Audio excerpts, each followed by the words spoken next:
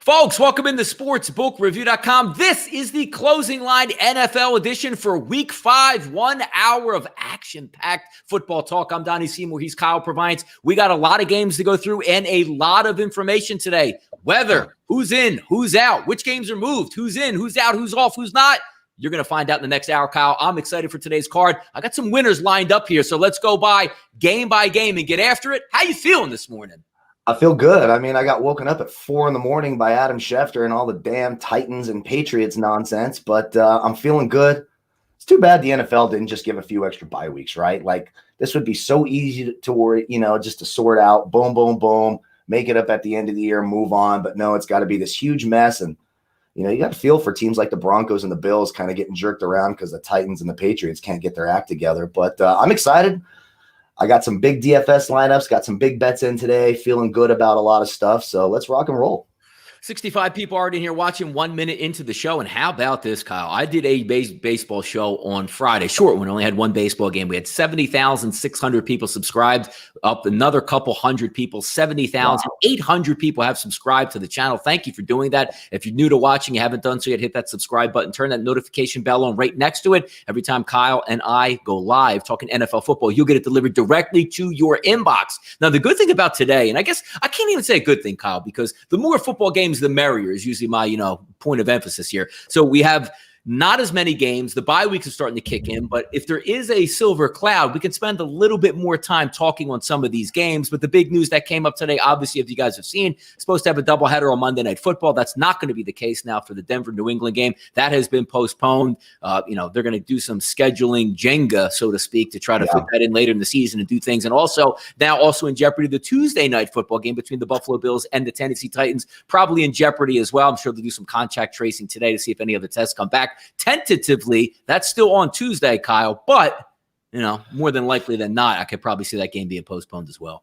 Yeah, me too. And they're supposed to let us know in the next few hours, which doesn't do a lot for you fantasy football players. And that's who's really concerned about it right now. It doesn't do a whole lot for them. And we're just going to have to wait and see. The best advice I could give is if you have some of those players in your lineup, make sure that you have someone in that Seattle, Minnesota game you can sub them with, or the Chargers Saints game tomorrow. If not, I would just make the sub now before the game starts so that you're getting points at least. It's kind of a mess. We kind of knew it was going to be that way. At least it keeps us on our toes so we don't have to rest on our laurels. It's just how it is this year, right? No, you're right. Because, hey, maybe a season-long DFS player gets banged a little bit, but we are so heavily invested in daily DFS stuff that, just get in, get out today, and you worry about your season-long team. Because keep in mind, you might catch a break this week and say, hey, I'm not going to play Derrick Henry, but the next week your guy might be down for COVID as well. So usually, just like in gambling, as we say, the bad beats even out, probably the same as well. Let's get after it. Let's start this card. We are going to head down to Hotlanta, 451, 452. Carolina and Atlanta battling in this game. Obviously, we know the starting quarterbacks, Teddy Bridgewater and Matt Ryan in this one. About a 50-50 ticket split if we're looking. And we have some interesting line movement here because opening around that 3.5 range, we saw this line plummet during the week to roughly a pick-em -1s. It's now rebounding a little bit. Some of the sharper offshore books here, Kyle, -2 at Pinnacle, -2 at Chris. But then if we take a look, New Jersey outlets, Bet365, -1.5, FanDuel, -1.5. So you do have some differentiating lines. Yeah. Looking at this game overall, like Julio Jones is down. Julio barely played last week. I think we all get kept up. And again, I find myself as a gambler trying to find a way to take Atlanta being at home at such a cheap favor because do I like the Carolina Panthers? Yes. Do I think they're a few years away from being a legitimate football team and challenging maybe for like an NFC South championship or an NFC championship, maybe a year or two away? But there's no reason why they can't win this game. But I'm wondering why this spread is rebounding. And I guess, again, it's just because it's the home team. It's a cheap number. Two not so good football teams. But are we going to ride that back of the Atlanta Falcons again? Like they're going to somehow rise up. Like they haven't risen up in like 2 years and played a meaningful football game that actually picked up a win. Now you're sliding again into that territory where this team stinks, but Carolina's playing hard. Can you just say, you know what, Carolina, I'm just going to take them because I don't even know if I'm getting the better quarterback out of Atlanta at this point with Matt Ryan. All my weapons are healthy outside of, obviously, we know Run CMC is not going to play in this game, but they've done fine with Davis as a backup running back.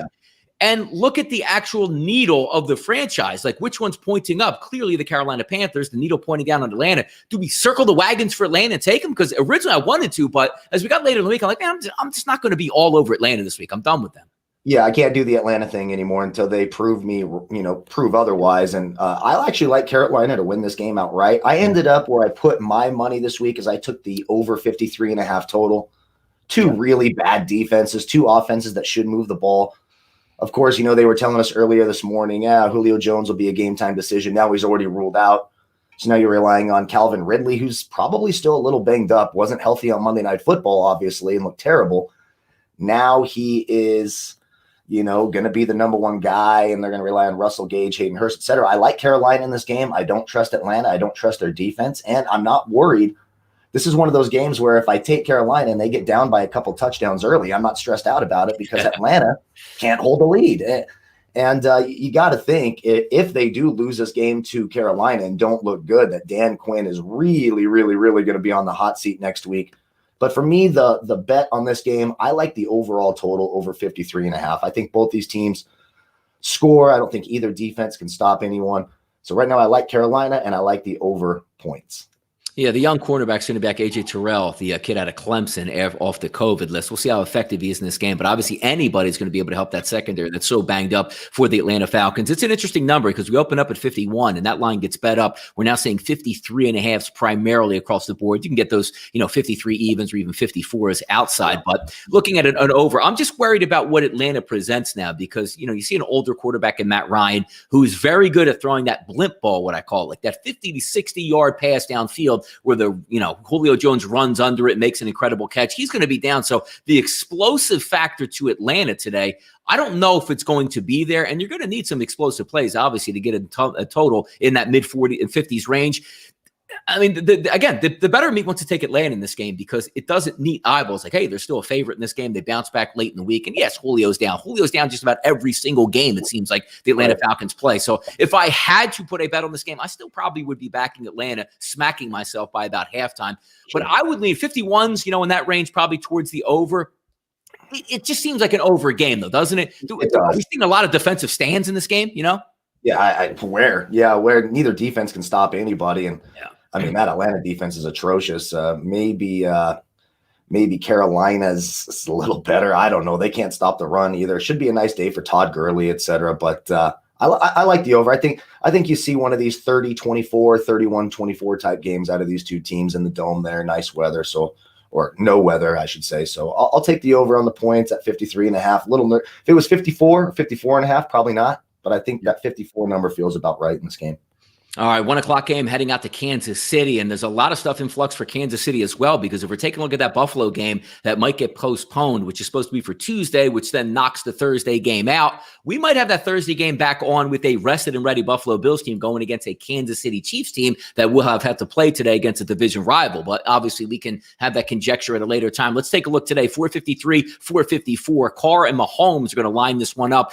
And say what you want about Derek Carr. I always like to rip the guy, but 8 touchdowns, 0 picks on the season. He's got an elite running back. He has one of the best left tackles in football in Trent Brown, at least, and also the highest paid left tackle. He's going to come back today after only getting in a couple plays in week 1. So they're going to be full go. Henry Ruggs also makes a comeback in this game. 70, 75 degrees, winds under 15 miles an hour. These two offenses should be able to put up points today. We see a little bit of a bouncing in the line here, and I agree with this. Opened up at 13 during the week, but now we're seeing it as low as Chris at 10 with an over-under of 54.5. I said it all week, and I even took them in the contest to get after Oakland because obviously it is a interdivisional game, yes, but I do think Oakland can go toe-to-toe with the Chiefs offense as much as anybody can go toe-to-toe because obviously we know Patrick Mahomes is far and away the best player in the game, but they do some things that can disrupt that Kansas City defense. They're going to have to get into the mid-20s in this game if they want to have a shot at beating them. More than the actual side itself, which I do like Las Vegas a little bit here if we're talking about over double digits, but just the over itself of 54,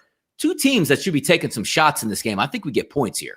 Yeah, I think Kansas City puts up a lot of – I actually like the Kansas City offense quite a bit today. I think they get close to 40 points, and I think the Raiders can respond. They have looked better this year than we thought. And this is how you know I got woken up at 4 in the morning. This whole time I thought I read that tweet about Trent Brown saying he was inactive, and I just went back and reread it, and he is active. So There we go. We got to get the brain right, and that's great for them. And Henry Ruggs as well, getting that speed factor back on the outside because you're going to have to score points to keep up with Kansas City. I think they're a little embarrassed by what happened on Monday night. That offense didn't look great. It was kind of a sluggish game. I know they ended up winning by double digits, but I mean, we were live during that game. We're like, man, this just kind of looks ugly. They need to bounce back. I think the Raiders offer that opportunity. Luckily, it's nice weather there in Kansas City, not a ton of wind. Nice warm game. I think the Chiefs put up points today. I think the Raiders do as well. I like the over in this game, and I do think the Raiders can cover. I think the 11s are a little bit too much. It was, 13.5 earlier in the week. So it's come down just a little bit, but I still like the Raiders to cover. I like a high-scoring, closer type affair, like a 35-27 type game out of these two teams, with the Chiefs winning at home, of course. It's interesting, too, because you take a look at some of these metrics that a lot of people like to use, and I look at them as well. You got the Kansas City Chiefs on Pro Football Focus ranked the 21st overall defense in football. But then if you take a look at, the Football Outsiders Index, where they use DVOA, they have the Kansas City Chiefs as a top 5, top 6 defense. So something's going to have to give in this game. But if we're going to look to attack the Kansas City defense, you want that power, explosive running game, which you do have. You want that tight end that's really athletic, which you do have. And you want some guy that's going to be able to take the top off the defense, which is Henry Ruggs, and a quarterback that has some athletic ability. He does fumble sometimes in the pocket. You get mad at some of his passes, but he does have the arm strength to get it downfield. So it should be a good football game. Again, I would be leaning towards the Las Vegas Raiders digits and also the over. Go ahead. One thing we should mention is Bashaud Breeland is back for Kansas City, their best defensive back. So now that secondary is fully healthy, and that has been the strength of that Kansas City defense over the last couple of years. Can sort of be vulnerable to the run. They've been a little bit better this year, but now with Bashaud Breeland back with Charvarius Ward, that secondary could be a little scary and make things tough for Derek Carr. Yeah, that's a good game, though. So we'll certainly be involved, and a lot of people have some fantasy implications in there. Again, across the board, you're going to be looking at both of these quarterbacks, both of the running backs, wide receivers in this game as well. So it should be a fun one to keep an eye on. I'll tell you an interesting turn of events here, 457, 458, and that's the Rams and the Washington Redskins. Obviously, we know the quarterback change there. We go to Allen from Dwayne Haskins, but some interesting stuff came up this morning on Twitter coming from Adam Schefter that maybe a little stomach ache there for Dwayne Haskins now that he got benched. He's third team. He doesn't feel so good. But I have a feeling this wasn't really the case, Kyle. This was one of those things where Ron Rivera, boop, boop, boop, boop. Hey, Dwayne, you have a stomach issue today, correct? Coach, what are you talking about? Isn't your stomach really hurting and you shouldn't come to the game today? I don't know what you're talking about, Coach. Yep, his stomach hurts. Let me put that out. Hey, we're going to inactivate this guy because his stomach hurts. That means we don't want you around this football team. You're not actually sick or injured.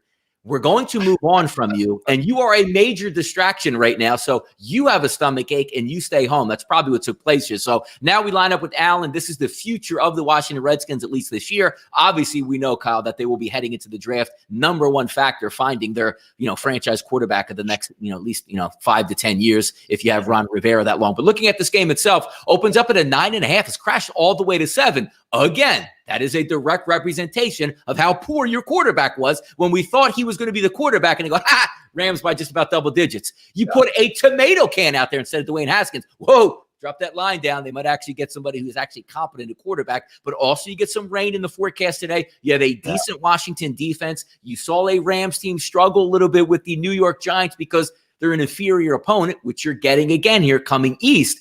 I agree with the line movement, but I'm really not interested in taking the Washington Redskins here, Kyle. No, me neither. All I'm rooting for in this game, I have no bets on this. If I had to pick one, I would just take the Rams just because of all the tumult with Washington. The one thing I am rooting for is they must actually think Alex Smith is healthy enough to play, because they are one hit away from Alex Smith taking the field on a robotic leg. For you Archer fans, he would be like Barry with his metal legs, and everyone's going to be freaked out. And I have a love-hate relationship with Alex Smith, but I desperately want to see him on the field. I really do. That's all I'm rooting for, is a sprained ankle from Kyle Allen. Get the hell out of here and let's see Alex Smith on his robot leg. That's all I really want to see. The rain in this game, this is just a game to stay away from, quite frankly, if you're betting. If I had to pick a side, I'd take the Rams -7. I'm seeing on some books over the 7.5. I wouldn't feel great about it, but Washington is they're just bad. They do have a better defense than what the Rams faced last week in New York, obviously. But you're putting out there, Kyle Allen hasn't started since last year, had some garbage time stuff with Carolina. Now you're facing Aaron Donald, etc. Going to be tough sledding for that Washington offense in the rain. They have really no running game. Antonio Gibson sort of starting to take that job. You got to like the Rams here with their three-headed monster now healthy at running back with Akers, Henderson, and Brown. hard not to take the Rams, but I'm staying away from this game. Let's go, Blade Runner Alex Smith. I love that comment in the chat. Yeah, the one thing I'm hoping for is like Kyle Allen, unless you get a Joe Theismann or even Alex Smith injury today, and even if you do, if your leg is coming out of the side of your hip, just stay in the game. Do not let Alex Smith get on the field against Aaron Donald in the rain because his leg might end up in the upper deck today. Please, if anything, Kyle Allen, save him from this. But anyway, looking at that over-under, which goes from 46 to 44.5, I agree with that as well. It's a really, really low number. You would think that the Washington Redskins, just by de facto of losing a really bad quarterback, would get a little bit level of a bump. But we're not talking about going from 14 points to 28 points. We might be talking about 14 points to 20 points maybe, but then you throw in some rain against a really active pass rush. It doesn't set up all that well for Washington, but it is a rainy game. So with the rain, I will lean towards the under because, again, I doubt Washington's coming out here, Kyle, and saying, you know what? They got a really good pass rush. Hey, Kyle, let's drop back 55 times in the rain here and see what happens. I don't think that's the way to do it. So I'll lean. Do you have any thoughts on the over-under in this game? Because I'm just going to lean under with the type of environment that they're going to play in. I would lean the under, too. I don't trust Jared Goff on the road. And I think that Washington defense is underrated a little bit. They can get after the quarterback. So I think I would lean the under as well. But me personally, my money, staying the hell away from this game. There you go. Let's move it on here. And points, and more points. Maybe we'll see between Jacksonville and Houston. 459, 460. Minshew's going to go after Deshaun Watson. Two of the absolute worst defenses in football. Two very athletic quarterbacks that have no problem throwing into like double and triple coverage. Wide receivers that should be wide open. And Jacksonville, I think, is the worst defense in the NFL. They're down their number one pick last year, which is their best pass rusher. And also Miles Jack, the best player on their defense and number one rated on Pro Football Focus off a defense that is already horrendous. If we don't get big scoring here out of Houston, I don't know what to tell you, Kyle. Yeah, I'm going to be really pissed, honestly, if we don't get big scoring out of Houston. I'm lining up that offense in DFS. Yeah. I actually got Houston earlier at -5.5. We're seeing most of the lines at 6 now. I guess you can get 5.5 at Bet Online still. Yeah. Right now, but these are two really bad. 6 is now across the board. So good point on that. Since we opened up the show, it's already up a half point. Yep. Yeah, I mean it goes quick, and I do like Houston. I'm happy I got that 5.5 because I think that Jacksonville can score on Houston just as easily as Houston can score on Jacksonville. Even with the injuries, now, you talk about the Miles Jack thing, etc. So this should be a fun game to watch. I'm hoping I see a lot of this game on Red Zone as I watch today. I'm going to be really mad if I find myself seeing Arizona and the Jets on the screen all the time. I better see Houston and Jacksonville. I love the prop bet with James Robinson going over 20.5 receiving yards. Houston is terrible against opposing running backs. But now Houston, we've talked about it all week. The gloves are off. The shackles are gone. Yes. No Bill O'Brien, so now they can finally be the Houston Texans. Mm-hmm. And if you can't beat this Jacksonville team at home by a touchdown or more with those injuries and just how bad we've seen that Jacksonville defense when they're at full strength, then you just got to start firing everybody. You may as well just give everyone COVID and cancel the season because that will be an absolute embarrassment. We saw what Miami did to Jacksonville on the road on Thursday night. This offense should be much, much better. You should have a nice bounce back game from Watson, Will Fuller, David Johnson, Brandon Cooks. We talked about some this week. So I expect Houston to take this game. I expect a lot of points in this game. I like Houston -5.5. The 6 and 6.5 are now jumping up there. Make me a little bit nervous. They should win by more than a touchdown. They really should.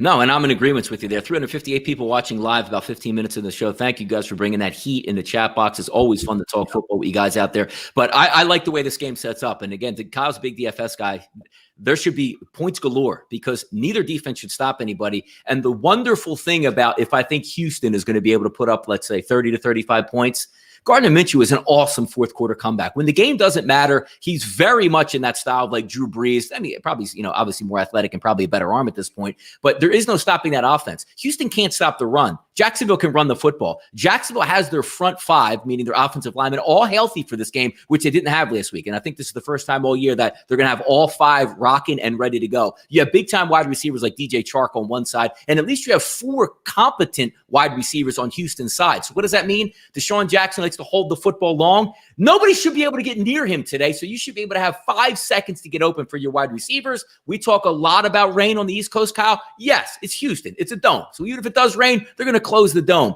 Perfect conditions for scoring this one. I see it going over the 54.5 in this game. Yeah, me too. I think there's a lot of points in this game.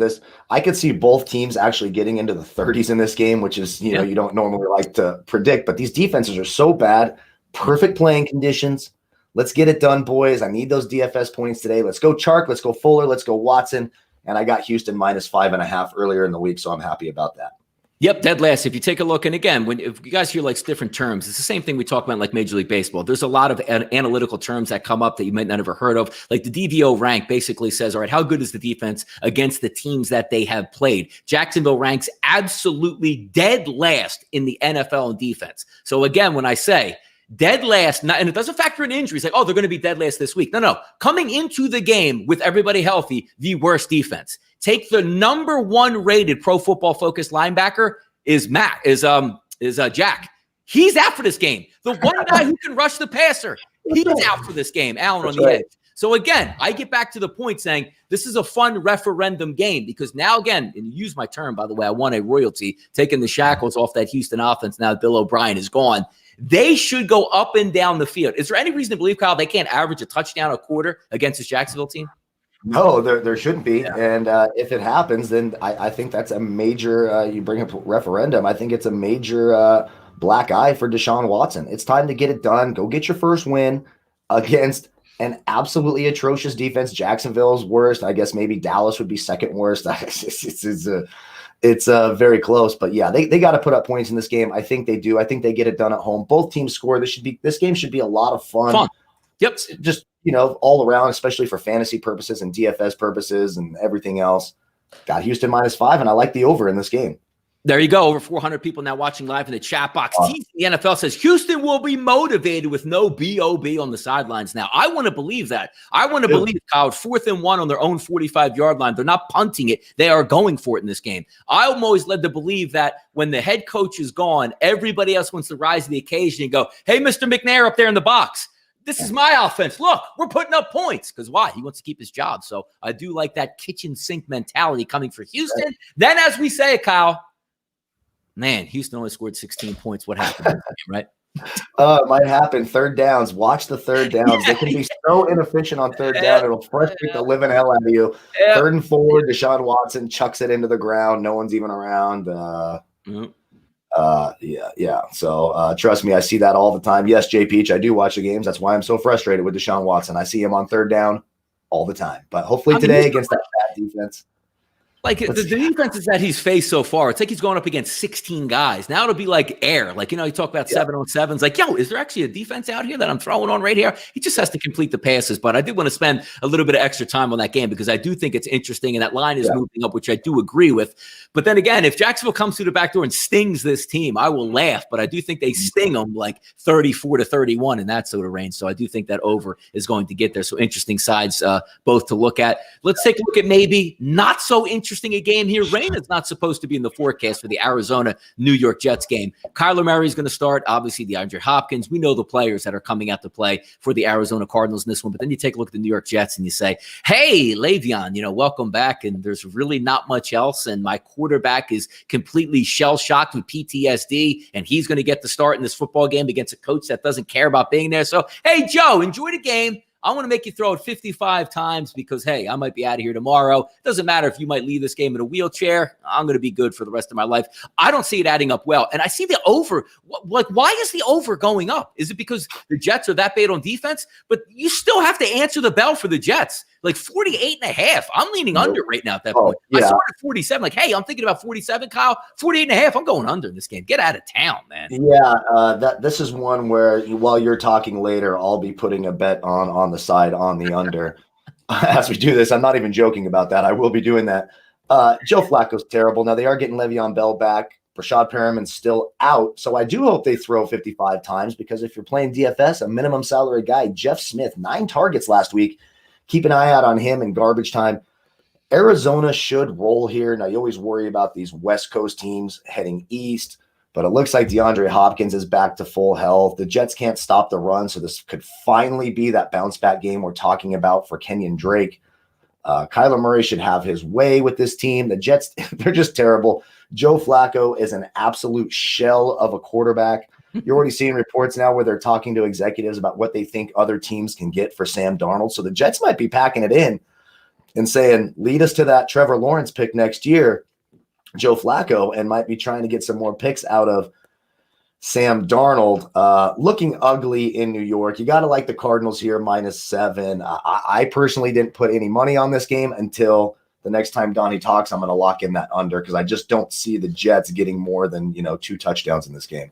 And Kyle will be smart to talk because now coming up, I need to talk a little bit about this game at 1 o'clock here in the great state of Pennsylvania. That's between the Philadelphia Eagles and the Pittsburgh Steelers. Wentz, Roethlisberger. Obviously, Pittsburgh coming off the bye week last week, a COVID bye week, as we should say, but still able to get rested, able to get ready for this game. Everybody outside of, I believe, one of the Watt brothers at fullback is going to be able to give it a go for the Steelers today. So all 4 of those wide receivers that I really like for Pittsburgh, young, talented, fast, and can get open. Eric Ebron, we know, Kyle, you've talked about him. We did a DFS show together where, he's still a competent tight end, and you're not going up against much resistance out of my Philadelphia Eagles from the linebacker position in order to cover tight ends. You have a really good defense on the Pittsburgh Steelers, number 1 at pressure rate. But I got to tell you, looking at the top 5 sack leaders, the Eagles are the number 1 team in the NFL at getting sacks. Pittsburgh is just behind them. But when you take a look at the matchup itself, right, you're looking at guys like, hey, I need you to beat one-on-one coverage, the Juju Smith-Schusters, Clay Deontay Johnson, you're right. And also, who's the third guy? James Washington. You have some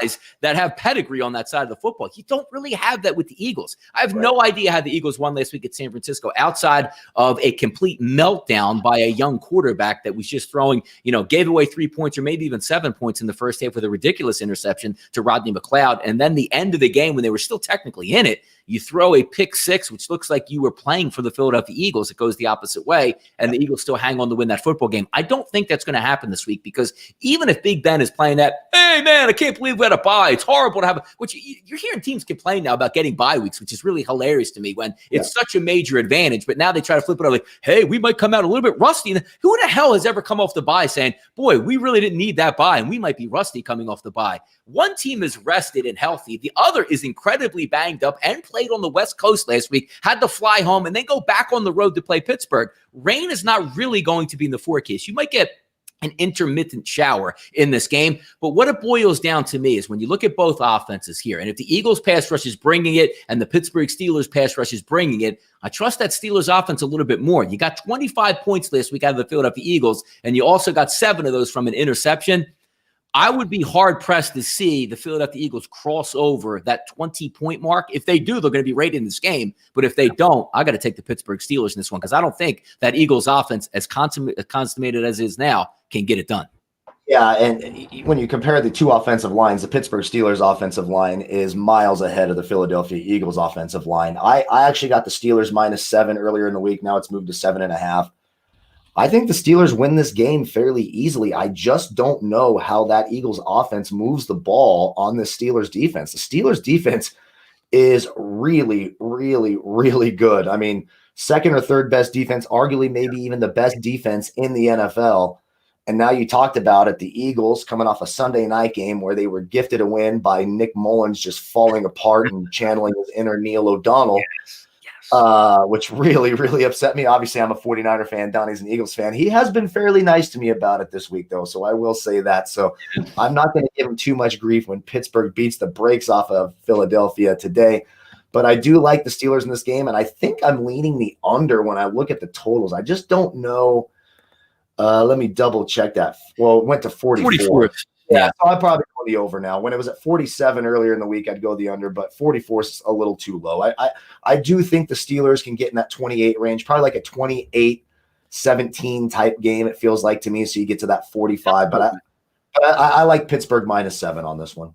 Look, and I do think the Eagles will play well. They're a competent football team. They have an athletic quarterback. And you saw last week, we didn't give them much of, at least I didn't give them much of a chance last week versus the San Francisco 49ers. And then they're pulling out the victory. So that common analysis this week is like, hey, Donnie, well, what's really changed? They were about the same underdog last week. They were on the road. They go out and they picked up a win. Now, why can't I take them at 7, 7.5, or whatever the final number is and say they should be able to give that honest effort? There's a lot of moving components here because, again, you were talking about 2 banged up football teams. It, in a sense, came out to be like a third third-string quarterback was starting for San Francisco last week, who I thought actually would play okay. But you were still banged up and young at wide receiver. You were banged up at running back. George Kittle was amazing in that football game, yes. But also the flip side was that San Francisco's defense, Kyle, couldn't do what they normally would do. Like if you would have put the same defense that started in the Super Bowl up against the Eagles last week, they would have ran roughshod over that offensive line. But just because the Eagles have a young, inexperienced, and relatively bad offensive line outside of two guys, you still need the pass rushers to try to get after that negative you have.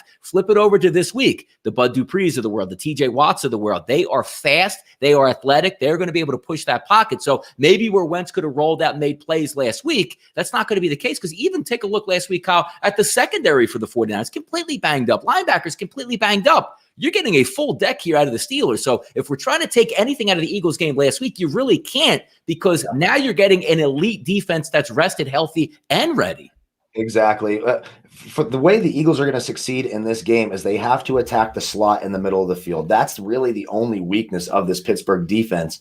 Attacking Mike Hilton in the slot can't cover anybody. So guys like Greg Ward and Zach Ertz and Rodgers. Yeah, exactly. That's no, you can just leave it because Richard there's really Rodgers. nothing. Richard Rodgers. Isn't that the guy that fumbled the damn onside kick for the Packers 2 years ago against Seattle? I mean, come on. Good old Richie. Yeah, Richard Rodgers did look terrible against 49ers, as a matter of fact. But I got to like the Steelers. And James, let me say, Ross Tucker thinks like me. I don't even know who the hell Ross Tucker is, but he NFL thinks guy. Yeah, like there you go. Yeah. I don't pay attention to those guys. He thinks like me.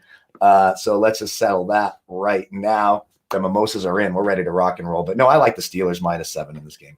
Yeah, I'll have it up. And again, maybe if the rain really came in, you say, well, we're going to lean on Miles Sanders. Like, even if you wanted to do that, like the Steelers don't give up. The Steelers are the toughest team to run on in the NFL. So you're not getting a break either way. And hey, look, if Greg Ward, and I'll be cheering, has 11 catches for 172 yards and 3 scores and the Eagles win, I'm like, man, that was so much fun to watch. But hey, I can dream about that at night, but I got to wake up and watch it on TV and I think it comes to reality. I don't think that's going to happen. I do think the Steelers are better. And again, maybe it would have been different, Kyle, if last week they had to play the Titans. They got beat up a little bit, but you're playing a rested and ready football team. Mike Tomlin, decent off a bye week. Going to be tough uphill sledding for the Eagles, but hey, they played well last week and did the same thing. So we'll see if they can turn it over today. Heading to Baltimore, another rain game here on the East Coast. So if you guys are DFS players, over players, or bettors, just know that there will be some rain in these forecasts. The Philadelphia Eagles game, a little bit, down the line out in Pittsburgh, not going to have too many issues. Even there's a game we talked about with the Jets. Jets are about maybe 100 miles north of Philadelphia, slow moving storm. So that won't be impacted, but this game will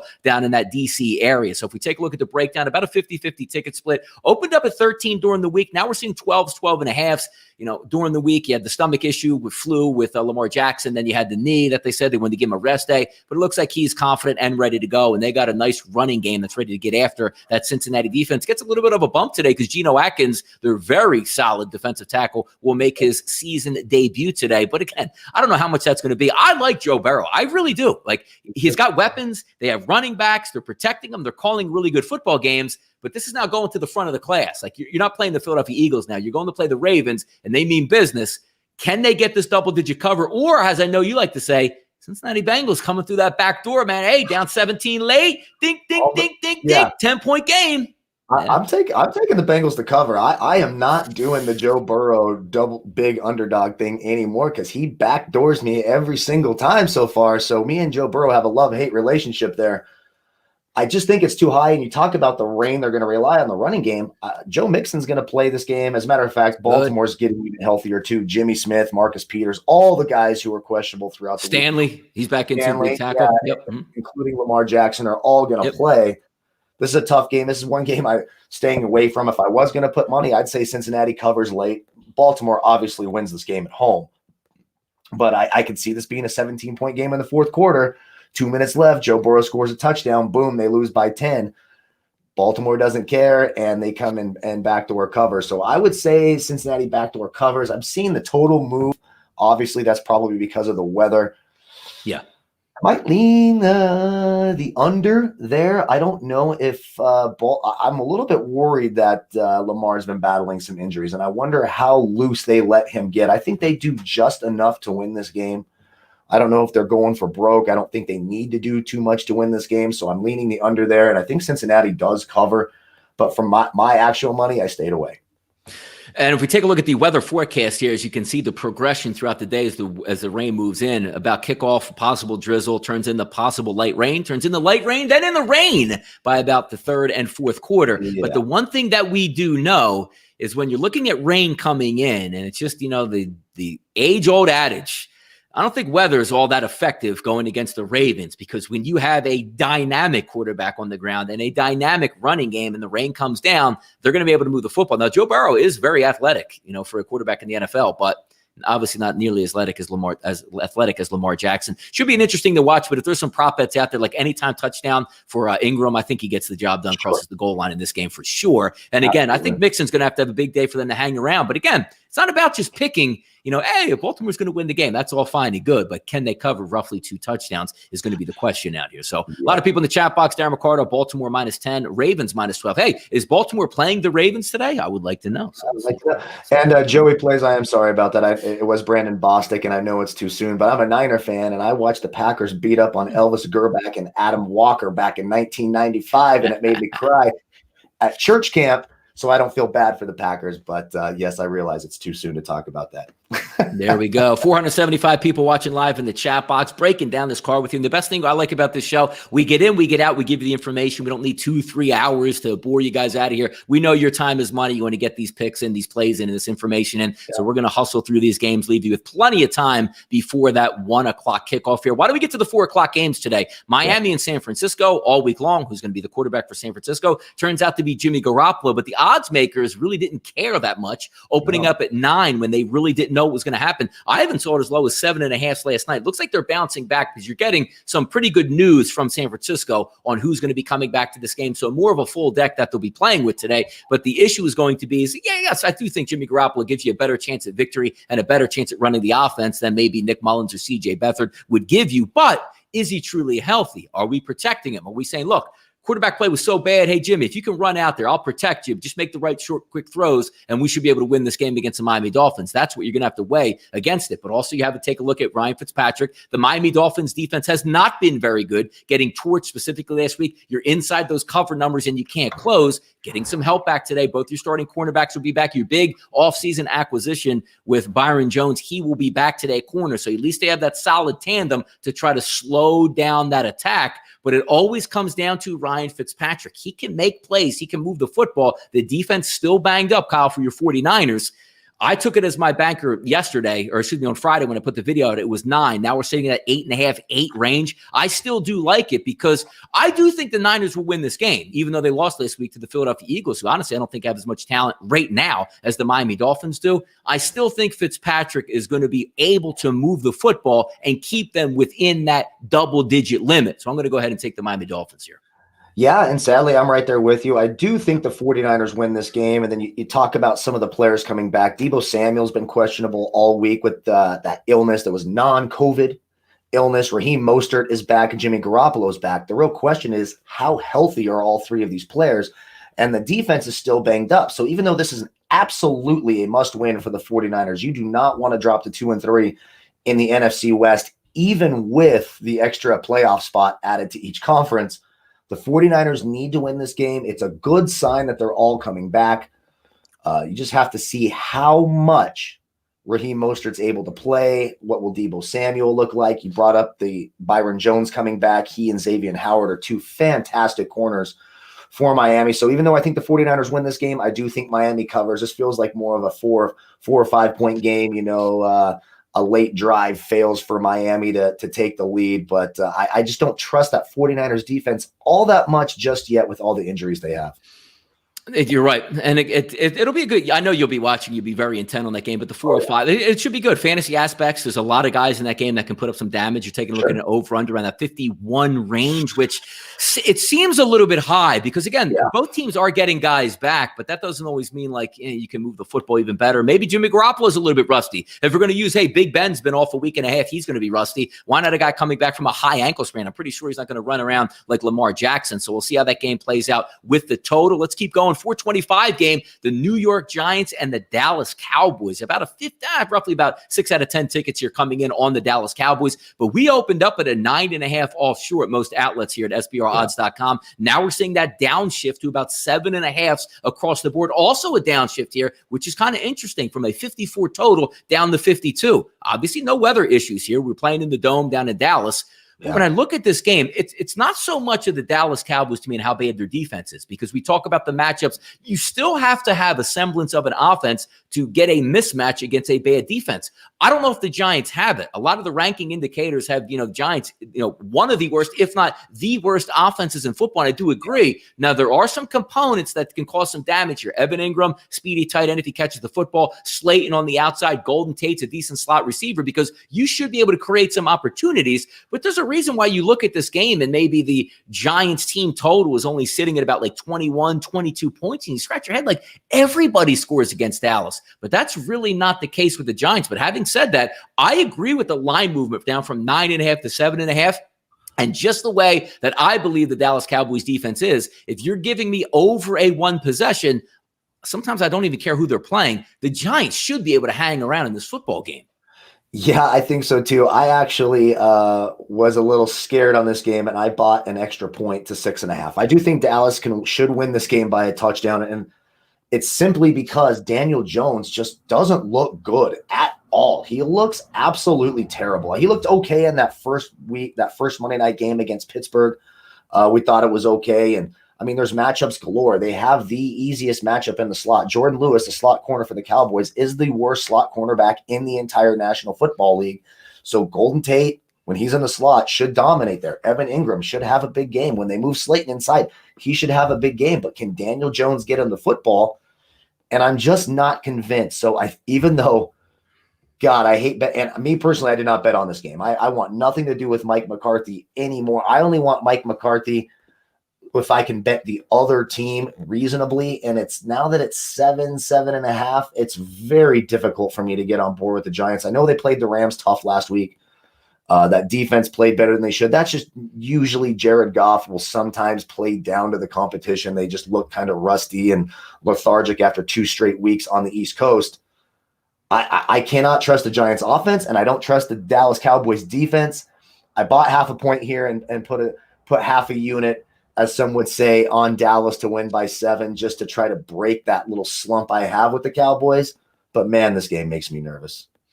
Yeah, because the problem that you run into, because I do think Dallas scores just about on everybody, but now you're getting into that red zone, not going inside the 20, but the red zone of their offensive line. You're down Tyron Smith, you're down Lyle Collins on the right tackle, you're down already your All-Pro center Frederick, who retired in the offseason, and also down Joe Looney. So you're looking at going into a football game, which injuries are a huge part of the game. You're already at that paper-thin limit up front. You get one more injury today, and all hell could spiral loose on that front line. So keep that in mind when you're betting this football game, where that Giants defense might get a little bit extra pressure, because there's not much resistance now from what used to be a really strength for the Dallas Cowboys, now turning quickly into a weakness. So I'm going to lean on taking the Giants over the 7.5 points in this game. And the 52 seems right.